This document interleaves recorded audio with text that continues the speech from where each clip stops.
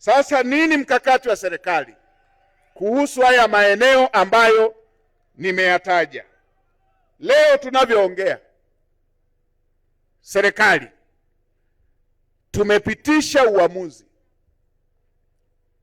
kwamba sasa kuanzia bajeti hii ambayo tumeanza kuitekeleza jana, kuanzia utekelezaji wa ilani ya uchaguzi ya sasa ambayo tumeanza kuitekeleza jana, na kuanzia utekelezaji wa dira hii mpya ambayo tumeanza utekelezaji wake jana, tumepanga kuanzia sasa ili tuweze kutibu swala la mtiririko wa fedha ili ziweze kwenda kwenye miradi hii iliyokusudiwa, ili tupate uhakika wa utekelezaji wa miradi hii niliyoisema.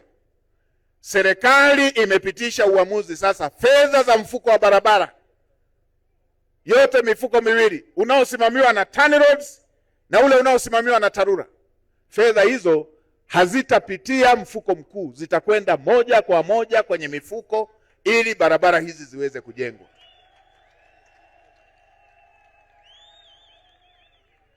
Hivyo hivyo na fedha zinazokwenda kwenye umeme, fedha zinazokwenda kwenye mfuko wa REA hazitapita mfuko mkuu, zitakwenda moja kwa moja REA ili kuweza kusambaza umeme kwenye vitongoji ambavyo bado havijapata umeme.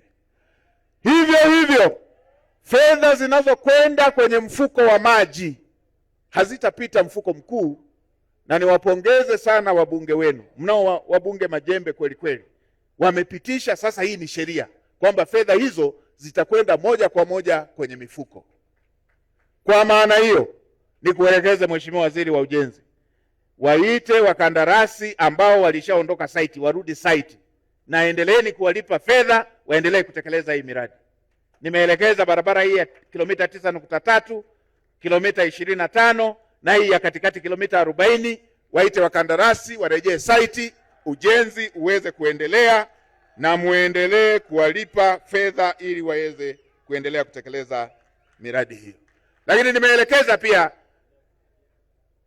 nilipokuwa pale Rorya, ndani ya mwezi huu watoe matangazo, kwa sababu Mheshimiwa Rais alishatoa ruhusa, alishatoa ridhaa ya kutafuta mkandarasi, akapatikana mkandarasi alikuwa wa gharama. Sasa tumeanza mwaka mpya wa fedha, toeni tangazo hilo, pateni mkandarasi haraka ili sehemu ya barabara hiyo na yenyewe kilomita 27 na kuendelea kule kuelekea mpaka mpakani na yenyewe ianze kujengwa. Kwa hiyo ndugu zangu wana Tarime, na nawaomba tusikilizane vizuri,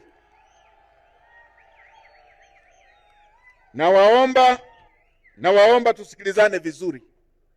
Serikali imejipanga na tumeweka mkakati mpya wa kuitekeleza dira hii, na kwenye miradi hii ya maendeleo tumeweka utaratibu huo wa fedha ziende moja kwa moja, kila zinapokusanywa, kila mwezi zinapokusanywa ziende moja kwa moja kwenye mifuko ya kutekeleza miradi hiyo.